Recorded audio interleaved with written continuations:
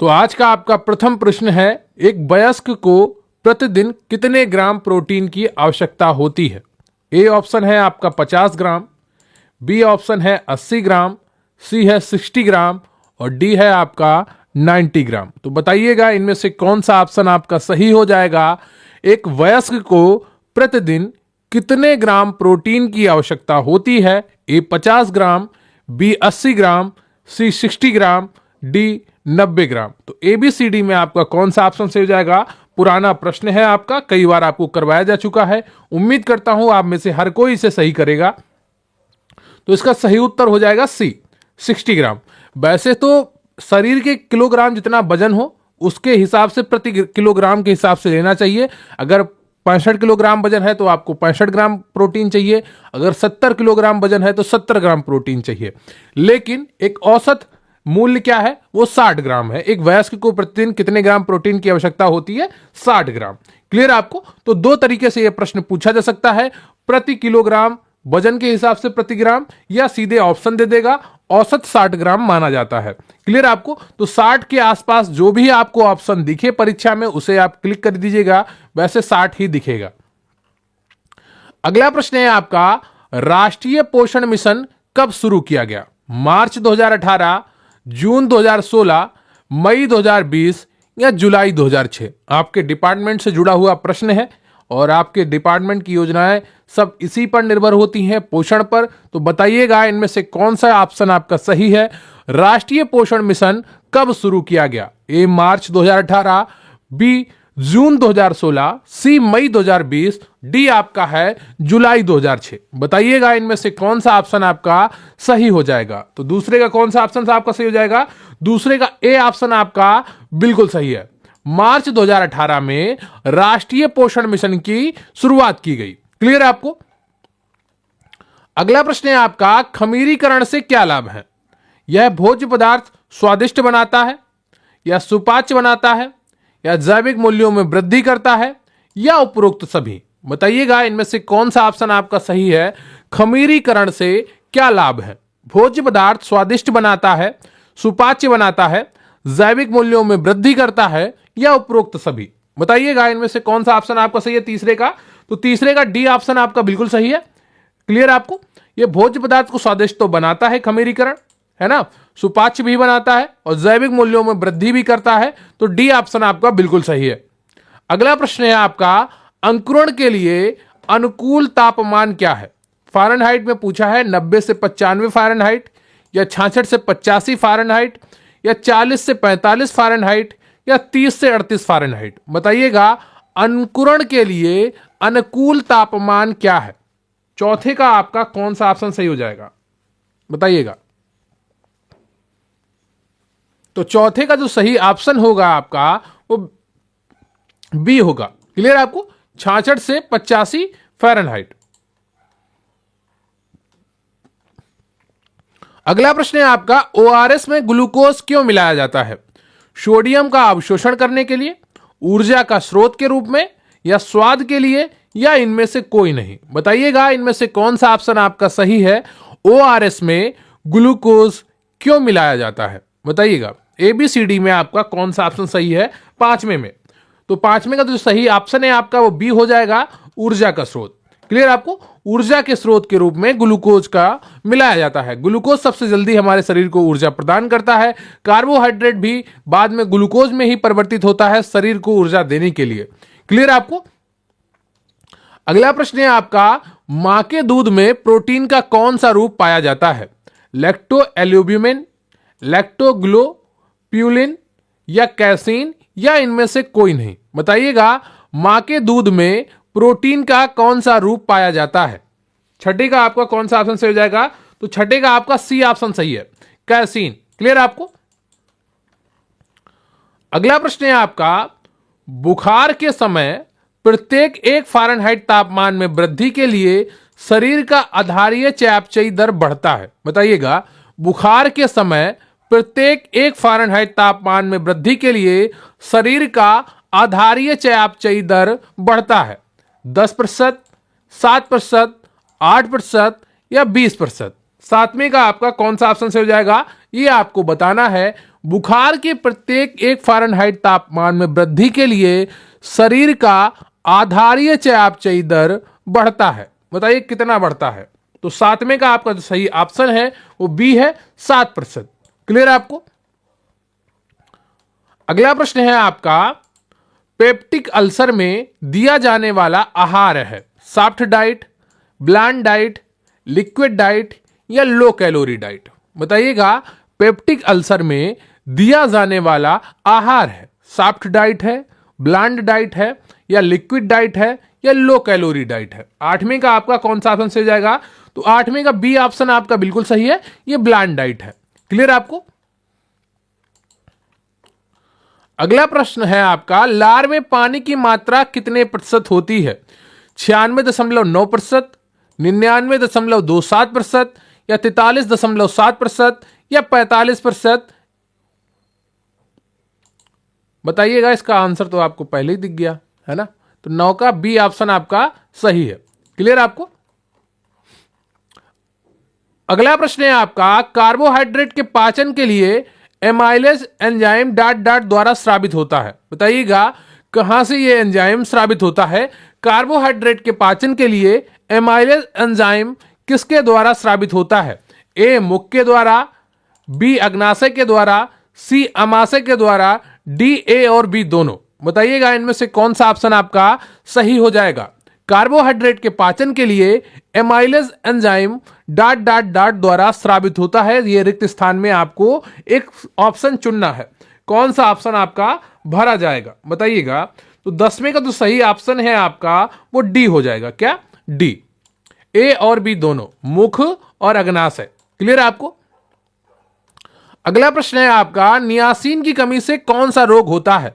रक्तस्राव होता है, उच्च रक्तचाप होता है, घेंगा होता है या पेलेग्रा होता है? बताइएगा नियासिन की कमी से कौन सा रोग होता है? बहुत ही आसान प्रश्न है आपका और उम्मीद करता हूं आप में से हर कोई इसे सही कर रहा होगा। बताइएगा नियासिन की कमी से कौन सा रोग होता है? रक्तस्राव, उच्च रक्तचाप, घेंगा या पेलेग्रा? बताइएगा इनमें से कौन सा ऑप्शन आपका सही है?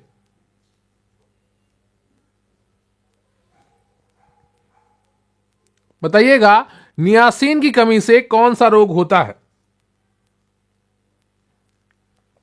देखिए नियासिन किसको कहते हैं, कौन सी विटामिन को कहते हैं? B3 को नियासिन कहते हैं। क्लियर आपको? B1 को थायमिन कहते हैं और विटामिन B2 को क्या कहते हैं? राइबोफ्लेविन कहते हैं। क्लियर आपको? इसकी कमी से कौन सा रोग होता है? जल्दी से बताइए। इसकी कमी से पेलेग्रा होता है। क्लियर आपको? कौन सा होता है? पेलेग्रा रोग होता है और उम्मीद करता हूं आप में से हर किसी ने यह प्रश्न बिल्कुल सही किया होगा। अगला प्रश्न है आपका, भारत में टीकाकरण किस मंत्रालय द्वारा प्रारंभ किया गया? ए स्वास्थ्य एवं परिवार कल्याण मंत्रालय, बी शिक्षा मंत्रालय, सी गृह मंत्रालय, डी नीति आयोग? बताइएगा इनमें से कौन सा ऑप्शन आपका सही हो जाएगा? भारत में टीकाकरण किस मंत्रालय द्वारा प्रारंभ किया गया? और अगर आप प्रतिज्ञा मॉक टेस्ट बैच से जुड़ना चाहते हैं जिसमें आपको 30 से 40 100 एमसीक्यू के मॉक टेस्ट दिए जाएंगे जो आपकी तैयारी में बहुत अच्छी भूमिका निभाएंगे, उसका लिंक आपको डिस्क्रिप्शन बॉक्स में मिल जाएगा। व्हाट्सएप नंबर पर आप मैसेज करिए, आपको पूरी जानकारी दे दी जाएगी। मात्र 370 रुपए में आप इस मॉक टेस्ट बैच से जुड़ सकते हैं, प्रतिज्ञा मॉक टेस्ट बैच से। प्रश्न है आपका, भारत में टीकाकरण किस मंत्रालय द्वारा प्रारंभ किया गया? स्वास्थ्य एवं परिवार कल्याण मंत्रालय, शिक्षा मंत्रालय, गृह मंत्रालय, नीति आयोग? 12वें का आपका कौन सा ऑप्शन सही हो जाएगा? 12वें का ए ऑप्शन आपका बिल्कुल सही है। क्लियर आपको? ए ऑप्शन सही है, स्वास्थ्य एवं परिवार कल्याण मंत्रालय। क्लियर आपको? ए ऑप्शन आपका सही है। अगला प्रश्न है आपका, भारतीय बाल कल्याण परिषद का मुख्यालय है कोलकाता में स्थित है या लखनऊ में या जयपुर में या नई दिल्ली में? बताइएगा भारतीय बाल कल्याण परिषद का मुख्यालय कहां स्थित है? 13वें का आपका कौन सा ऑप्शन सही हो जाएगा? 13वें का डी ऑप्शन आपका बिल्कुल सही है। क्लियर आपको? अगला प्रश्न है आपका, संवेगात्मक क्रांति किस अवस्था से जुड़ा हुआ है? शैशवावस्था से, बाल्यावस्था से, किशोरावस्था से या प्रौढ़ावस्था से? बताइएगा इनमें से कौन सा ऑप्शन आपका सही हो जाएगा। संवेगात्मक क्रांति किस अवस्था से जुड़ा हुआ है? शैशवावस्था, बाल्यावस्था, किशोरावस्था या प्रौढ़ावस्था? 14वें का आपका कौन सा ऑप्शन सही हो जाएगा? 14वें का सी ऑप्शन आपका बिल्कुल सही है, किशोरावस्था से जुड़ा हुआ है। क्लियर है आपको? अगला प्रश्न है आपका, खाद्य पदार्थों में मिलाए जाने के बाद अपनी श्वसन प्रक्रिया में खमीर निम्नलिखित में से क्या उत्पादित करते हैं? ऑक्सीजन करते हैं, कार्बन डाइऑक्साइड करते हैं, या नाइट्रोजन करते हैं, या इनमें से कोई नहीं? बताइएगा।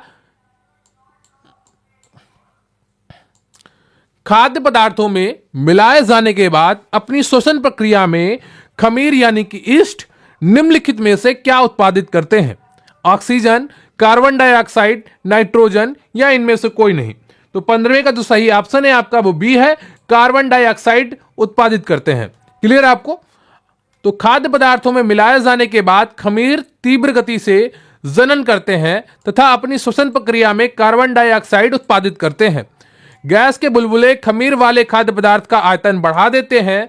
यही बेकिंग उद्योग में खमीर के उपयोग का आधार है, जिसमें ब्रेड, पेस्ट्री एवं केक बनाए जाते हैं। क्लियर है आपको?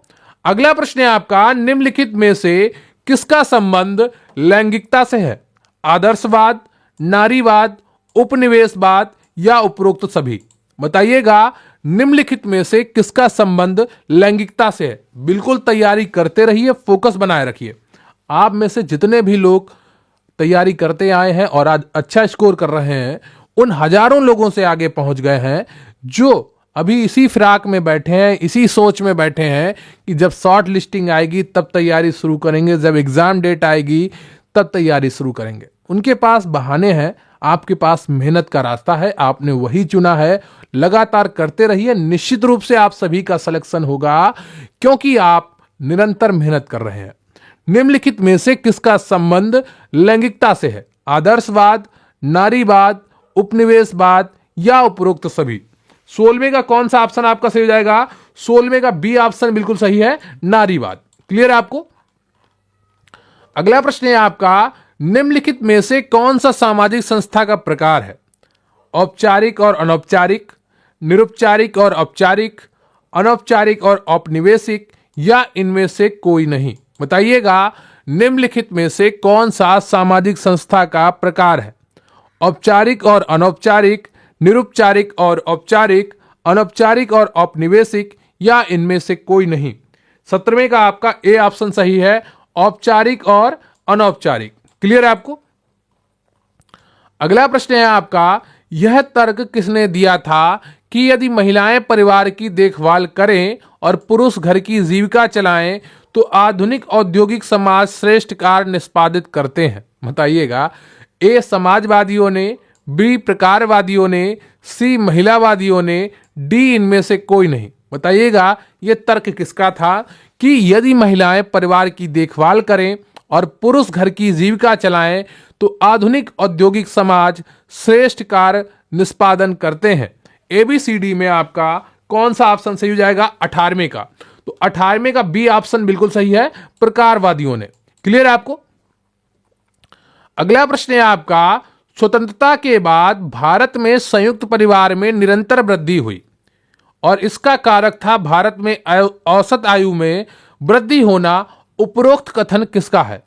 ए एम शाह का, एम एस धीर का, एम पी गोपाल का, इनमें से कोई नहीं? बताइएगा स्वतंत्रता के बाद भारत में संयुक्त परिवार में निरंतर वृद्धि हुई, इसका कारक था भारत में औसत आयु में वृद्धि होना। उपरोक्त कथन किसका है? 19वें का कौन सा ऑप्शन सही है? 19वें का ए ऑप्शन आपका बिल्कुल सही है, ए एम शाह का कथन है ये। क्लियर है आपको? अगला प्रश्न है आपका, अपनी ही जाति में विवाह करना क्या कहलाता है? बहिर्विवाह, अंतर्विवाह, बहुविवाह, या इनमें से कोई नहीं? बताइएगा अपनी ही जाति में विवाह करना क्या कहलाता है? 20 का आपका कौन सा ऑप्शन सही है? 20 का बी ऑप्शन सही है। क्लियर है आपको? अंतर्विवाह।